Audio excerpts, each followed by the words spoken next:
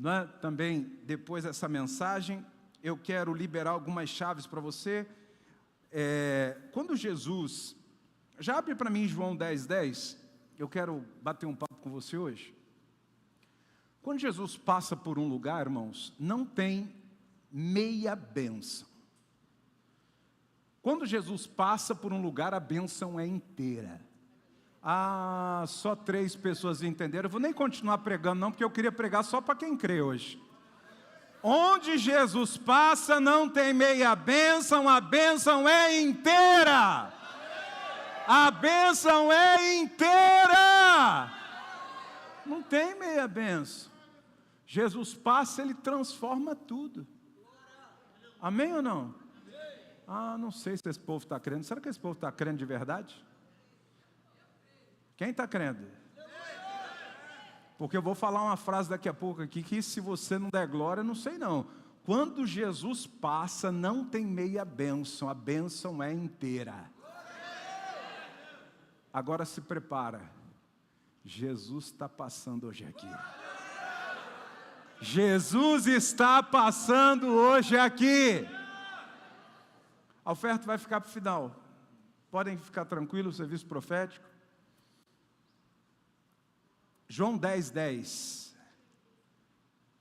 Para começar a nossa conversa hoje, feliz demais de poder estar com você. O ladrão vem apenas para roubar, matar e destruir. Eu vim para que tenham vida e tenham a vida plenamente ou em abundância. Quem está falando aqui é Jesus. Eu vim para que vocês tenham vida e tenham vida em abundância ou plenamente. O que é abundante? É mais do que necessário. Diga para a pessoa que está do seu lado, mais do que o necessário. Fale para a outra, mais do que o necessário. É algo extraordinário, incrível. É isso que a Bíblia está dizendo. É uma vida em comum, excelente. Porque quando Jesus é convidado para fazer parte da vida de alguém, Ele muda todas as áreas. Ah, irmão, só tive um aleluia ali, acho que eu vou parar. Volta a equipe de louvor, o pessoal estava mais animado no louvor, graças a Deus, né? Presta atenção, quando Jesus é convidado a fazer parte da vida de alguém, todas as áreas são mudadas. Não é só algumas, são todas as áreas. Diga comigo, todas as áreas. Todas as áreas, irmão. Não é apenas uma área, são todas. É espiritual, é emocional e é material. Espiritual, emocional e material. Quando Jesus é convidado a fazer parte da vida de alguém, todas as áreas são mudadas. Jesus não faz obra pela metade. A obra de Jesus é completa. A obra de Jesus é completa. Ei, cutuca a pessoa e diz, presta atenção no que ele vai falar, porque vai ser esquisito agora. Se tem alguma área na sua vida que ainda não mudou, é porque essa área ainda não está nas mãos de Jesus. Porque é impossível ter uma área nas mãos de Jesus e essa área não ser mudada. Porque Jesus não é comum, Jesus é extraordinário. Jesus passa, aquele que era aleijado passa a andar, aquele que estava morto ressuscita, o que estava doente era curado, o que precisava de coisas recebe. Se tem alguma área na sua vida que ainda não está transformada, é porque essa área ainda não está nas mãos de Jesus. Por mais difícil que seja ouvir isso, eu quero falar de alguns movimentos que Deus faz quando alguém o convida a fazer parte da sua vida. Sabe, irmãos, no começo desse ano o Senhor nos deu uma palavra, que esse ano seria o ano da expansão. Cantamos a música, tema desse ano, expansão, agora há pouco. E quando eu falei na passagem de ano, entregando o tema para a igreja, eu citei um texto. Esse texto era o texto de Jabes.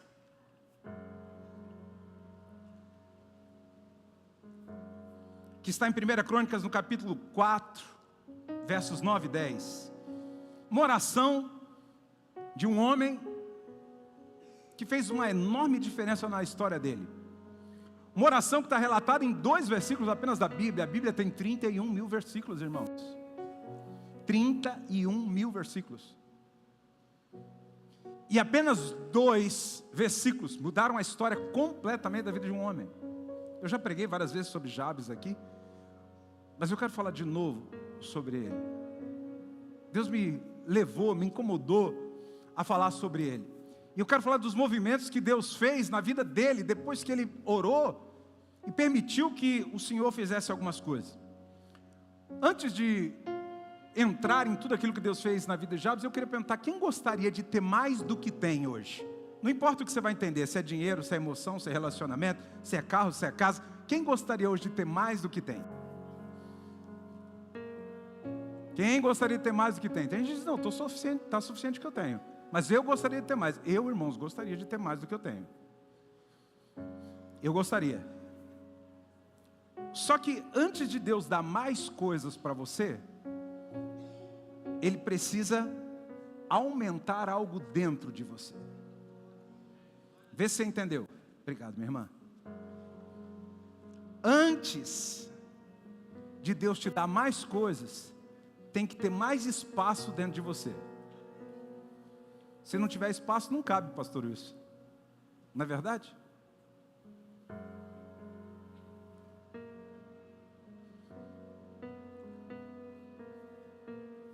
Eu estava lá no Canadá, me convidaram para ir comer num lugar que foi muito interessante.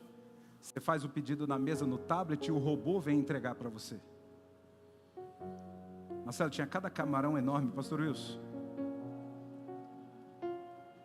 Naquele dia, eu com o estômago desse tamanho, orando, falando: Senhor, aumenta meu estômago só um pouquinho hoje, para caber mais uns camarões desses. Mas não coube não, graças a Deus. Deixa ele do jeito que está bom. 64 quilos a menos. Mas antes de Deus dar mais coisas para você, Ele tem que aumentar você. Às vezes, Ele tem que tirar algumas coisas de dentro de você. Deus não dá coisas grandes para pessoas pequenas. Olha para a pessoa que está do seu lado e diz: Deus não dá coisas grandes para pessoas pequenas. Então, antes de Deus te dar mais, Ele precisa aumentar algo em você. Agora, uma época eu estava olhando os nomes das pessoas, e você sabe que tem muitos nomes que são engraçados, né? Sim ou não? Em cada nome, teve um caso clássico lá em Pernambuco, de uma família. O nome da primeira filha era Xerox, da segunda fotocópia, e a terceira autenticada. Você acha que é engraçado? Mas é verdade. Depois você procura na internet. E aí depois você aproveita para perguntar quantos nomes esquisitos os pais criativos colocaram nos filhos. Muitos. Agora eu queria que você imaginasse um pai com 3 filhos, e ele decide colocar os seguintes nomes nas crianças. Primeira criança: pobreza. Segunda criança: miséria. Terceira criança: escassez. Pobreza, miséria e escassez. Mas um pai faria isso? Irmão, não duvide da criatividade dos pais, não. Agora você imagina, eu não pude escolher meu nome. Alguém escolheu o próprio nome aí? Teu pai, tua mãe ou alguém que sugeriu deu o nome para você. Eu me chamo George, porque meu pai chamava George. Meu segundo nome é Franz, porque Franz era o nome do meu avô. Peguei o Menezes da minha mãe e o Reindres do meu pai. Ficou um negócio esquisito: Jorge, Franz, Menezes, Reindres. Só que como eu era o segundo George, Olha a revelação. Eles não me chamavam de George, eles me chamavam de Jorginho. Jorginho. Aí o tempo passou, meu pai faleceu, eu continuei Jorginho. Não ganhei a herança do George. Aí nasceu um sobrinho, minha irmã muito criativa, encontrou o nome mais bonito que existe na face da terra para colocar no menino. George. Aí eu falei, agora que tem outro George, eu vou deixar de ser o e vou voltar a ser George. Não foi possível. Senão Jorginho só tem um. Ele nós vamos chamar de G. Podia ter me chamado de G e ele de Jorginho. Não escolhi meu nome. Você também não escolheu o seu nome. Mas acredite se quiser, em Jesus, você pode determinar, em Jesus, você pode determinar qual é a sua história. Pense naqueles meninos, pobreza, miséria e escassez. Você colocaria o nome dos seus filhos assim? Se fosse para colocar algo assim, eu preferia o antônimo. Ao invés de pobreza, riqueza. Ao invés de miséria, prosperidade. Ao invés de escassez, abundância, riqueza. Fica bonito. Ó, riqueza, vem aqui. Prosperidade. Vem cá. Abundância. Vem cá. Pobreza, vem aqui, pobreza. Fica esquisito, não fica? Só que, irmãos, no antigo Israel, os pais, quando eles escolhiam um nome, eles também estavam profetizando um destino, às vezes consciente ou inconscientemente. Meu nome vem de uma raiz vida, mas o significado de George é agricultor. Eu não sei se meus pais tinham esse entendimento, mas Jabes significa dor. E o texto explica o que aconteceu. A mãe teve o filho e colocou o nome de Jabes, porque dizia, com muitas dores eu o tive. O que nós podemos imaginar? Que o parto não foi fácil. É isso que nós podemos imaginar do texto. O parto não foi fácil. Foi um parto difícil. Houve muitas dores. Talvez ela achou que nem ia sobreviver. Talvez ela achou que estava com tanta dor que ela ia morrer. Mas aí, viver isso é uma coisa, mas destinar alguém a viver isso é outra, completamente diferente.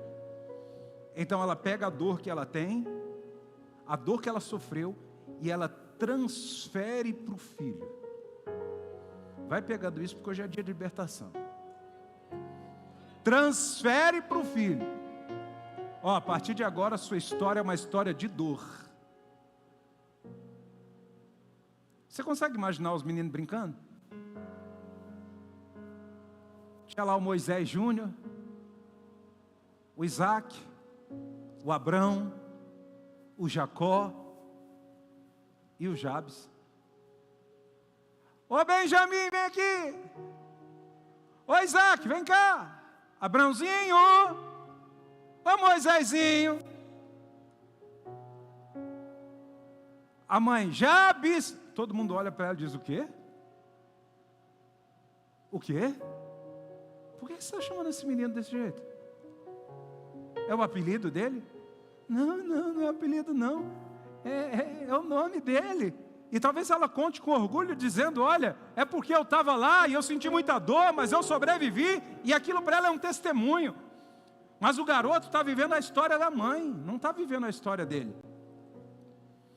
E a história que ele está vivendo é uma história destinada ao fracasso. É uma história destinada a olharem para ele e dizer, esse não vai para lugar nenhum. Esse não vai longe. Olha a condição do nascimento dele.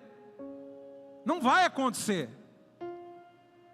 Só que a Bíblia fala uma coisa interessante sobre Jabes. Diz que ele foi o cara mais ilustre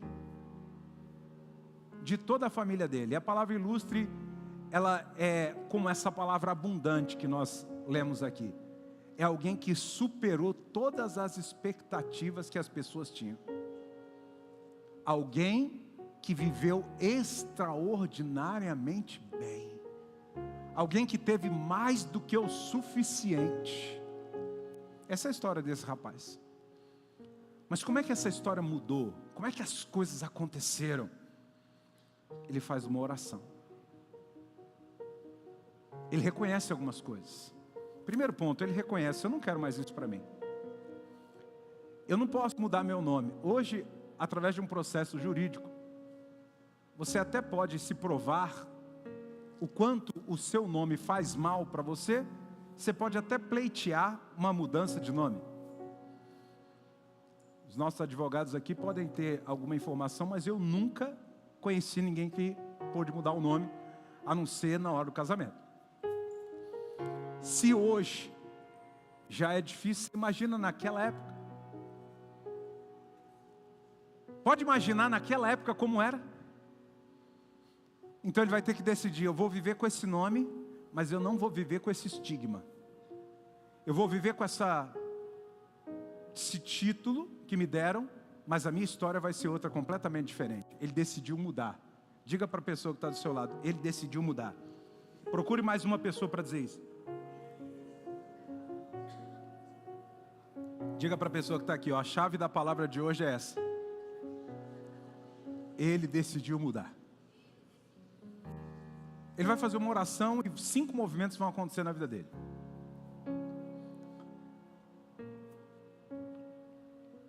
Primeiro ele fala para o Senhor: Senhor, abençoa-me. Primeiro movimento dele é um movimento para cima. Para onde? Primeiro movimento dele é um movimento para onde? Porque toda expansão começa em Deus. Então ele diz: Senhor, abençoa-me. Ele pede a bênção do Senhor, Baraca. Antes de procurar qualquer recurso, você precisa aprender a procurar a fonte. Antes de qualquer recurso, procure primeiro a... Vou perguntar de novo, você fala mais forte. Antes de qualquer recurso, procure primeiro a fonte. O primeiro movimento de Deus na vida de Jabes é um movimento para cima. Ele diz: me abençoe.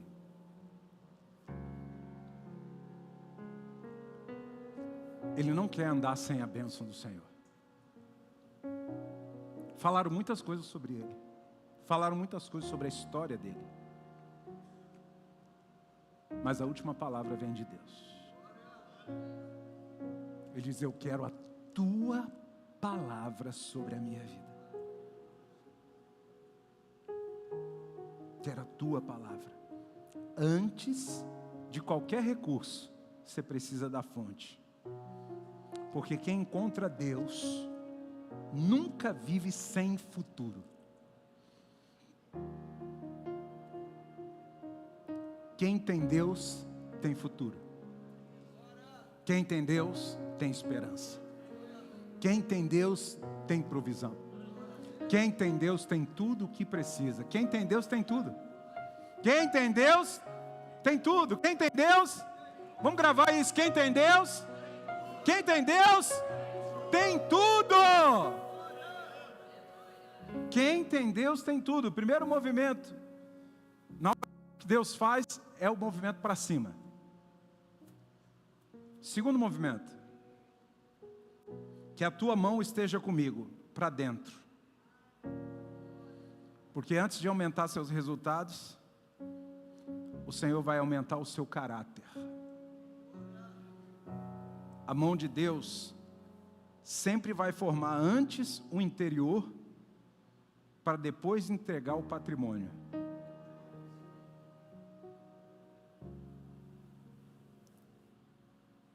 Que a tua mão esteja comigo. Primeiro movimento: Segundo movimento. Terceiro movimento. Para frente. Que a dor não me alcance. Essa foi a oração dele. Sabe o que ele está querendo dizer? Que o meu passado jamais determine o meu futuro. Não é tremendo? Que o meu passado não determine o meu futuro. Que eu não carregue o passado. Que eu não seja carregado pelo passado. Eu quero ir para frente. Quero avançar. Eu quero voar, eu quero fluir, eu quero que tudo flua na minha vida. Minha casa, minha família, meu casamento, tudo que eu tenho, tudo que leva meu nome fluindo, fluindo, fluindo, fluindo, fluindo e fluindo. Nada travado. Tudo cheio da presença do Senhor. Ah, disseram que meu nome era dor. Não, mas eu vou viver como um abençoado. Meu passado diz dor. Meu presente, meu futuro diz abençoado. Próspero. Cheio de Deus. Íntimo do Senhor. Cheio de caráter. É isso que diz. Primeiro movimento foi para onde? Segundo. Terceiro. E o outro era para os lados.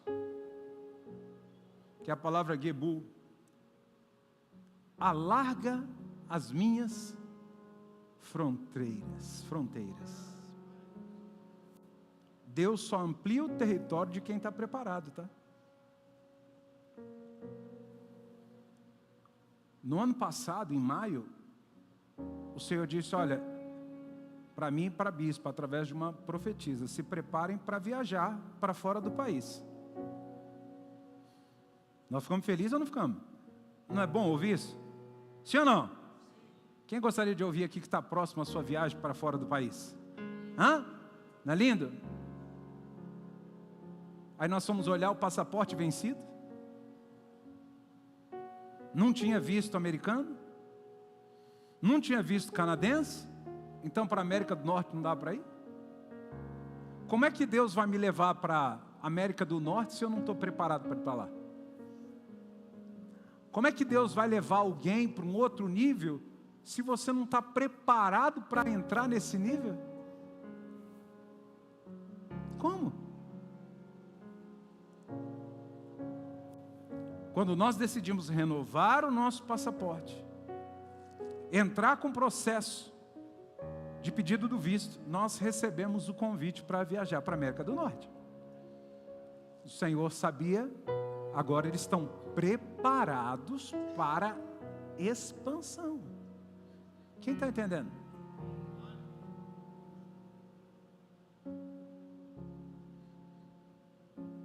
Se eu tivesse na viagem de fevereiro com o peso que eu estava no ano passado, eu não teria conseguido fazer a viagem. Depois você pergunta para a bispa. Às vezes nós andávamos quilômetros e quilômetros na neve. E se eu tivesse a resistência de 60 quilos atrás, eu ia parar no meio do caminho, sentar e chorar, e ver se alguém trazia um reboque para me levar de volta. Nós voamos em alguns aviões, que eu, já bem mais magro, tinha que entrar de ré no banheiro. Você imagina você passar 12 horas no avião, você precisa ir ao banheiro, não precisa ir ao banheiro? Você não conseguir ir, porque não cabia. Deus me colocou, depois que eu me preparei. Eu estou querendo te incentivar a pensar no seguinte: Deus não vai ampliar o território de quem não está preparado. Ah, mas eu quero muito ter um carro. Não tem nem carteira de motorista. Se alguém chegar hoje e quiser te dar um carro, tu não pode levar o carro para casa. Ninguém nunca vai receber um carro se não tem carteira de motorista. Imagina que alguém hoje chegasse aqui: eu quero doar um carro para o irmão. Olha, fulano, fala para a Ana Júlia. Amanhã ela vai abrir o processo de CNH depois dessa. Ana Júlia, eu quero te dar um carro. Pode levar para casa. Aí ela diz assim, não posso dirigir, não tenho carteira. Como que Deus vai entregar coisas maiores se você não está preparado? Como?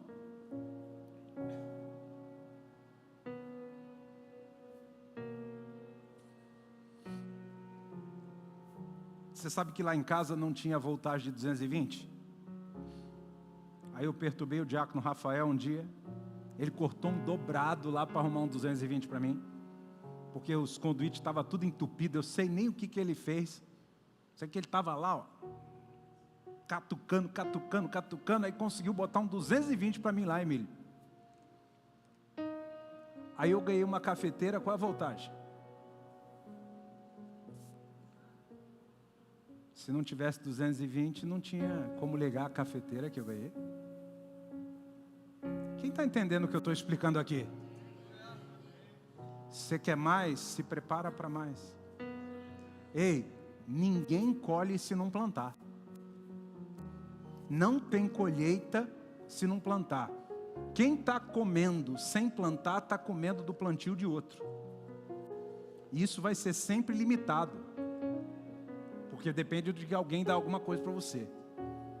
Alarga as minhas fronteiras. Deus amplia o território de quem está preparado, amém? Família, influência, ministério, finanças, negócios. Tudo cresce quando uma pessoa cresce. Vou falar de novo, hein? Para você repetir para alguém. Tudo cresce quando uma pessoa cresce. Vai, fala para alguém.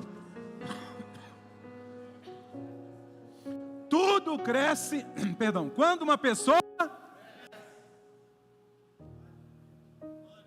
Quem vai crescer? Tudo cresce quando uma pessoa cresce. Ei, deixa eu falar uma coisa para você, porque eu quero falar de dinheiro aqui agora. Diga para a pessoa que está atual, ele vai falar de dinheiro agora.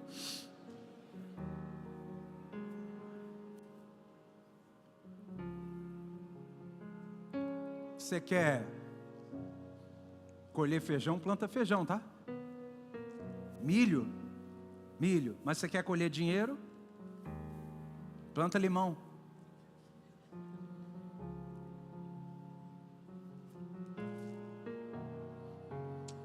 Irmão, deixa eu falar uma coisa para você. As pessoas mais prósperas que eu conheço, normalmente são as pessoas mais generosas.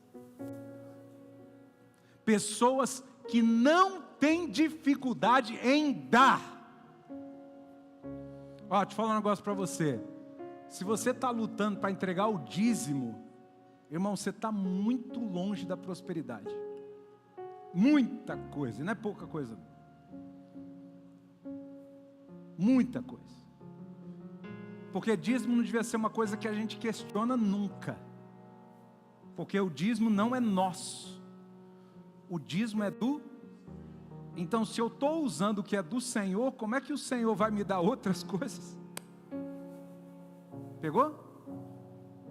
Se você está lutando para dizimar, nem pensa em prosperidade. Nem pensa. Porque na verdade quem não dizima, não só passa perrengue, tem Deus lutando contra ele. Que é isso, bispo? O que é que diz Malaquias capítulo 3? Que existe um espírito devorador. Esse espírito devorador, ele só recebe o comando do próprio Deus. E Deus diz que só repreende ele quando há fidelidade. Se não há fidelidade, o devorador está ativo. Só desativa devorador com fidelidade. Não tem jeito. Não tem jeito. Cada vez vai ser pior. Olha o que Jabes nos ensina. Senhor, amplia minhas fronteiras. Eu quero ter mais, eu preciso crescer nos princípios que a palavra de Deus me dá. Eu preciso crescer. Preciso crescer. Qual foi o primeiro movimento? O segundo? O terceiro? O quarto e o quinto movimento é ao redor. Os lados estão aqui, mas eu estou falando agora de ao redor. Como se fosse uma cúpula mesmo. Aliás, a Bíblia fala aí sobre o anjo do Senhor. Diz que o anjo do Senhor acampa-se ao redor daqueles que o temem e os livra. Ao redor, o anjo do Senhor. Olha a concepção de Jabes: livra-me do mal. Ele está dizendo, eu não quero só conquistar, eu quero permanecer conquistando. E toda expansão precisa de proteção. Então Deus, Ele não quer apenas fazer alguém crescer, Ele quer te ajudar a preservar aquilo que Ele fez crescer. Quem está entendendo o que eu estou falando? Deus muda a minha comunhão com Ele para melhor. Deus muda meu coração. Deus muda a minha história. Deus muda meu território. E Deus ainda protege o meu futuro. Para cima, para dentro, para frente e pegou ou não? Vamos ver se você vai lembrar disso. Qual é os movimentos? Para cima, para dentro, para frente, para os lados e ao redor. Aleluia. Porque quando o Senhor entra, tudo muda. Pensa numa oração ousada. E a Bíblia termina o versículo 10 dizendo: e o Senhor atendeu ao seu pedido. Coloca para mim, por favor, 1 Crônicas capítulo 4, verso 10. Olha que coisa extraordinária que está escrito aqui. Deus atendeu ao seu. Não diz que Deus negociou os termos, diz? Não diz que Deus, olha, eu dou uma parte, a outra não. Diz o quê? Que aquilo que ele orou, Deus atendeu. Ei, eu tenho uma desconfiança. Tá com base na Bíblia. Por que Deus entregou o restante? Porque Ele primeiro colocou Deus no lugar que deveria estar. Irmão, se Deus não estiver no lugar que Ele tem que estar na sua vida, as outras coisas vão estar desorganizadas. As outras coisas vão estar desorganizadas.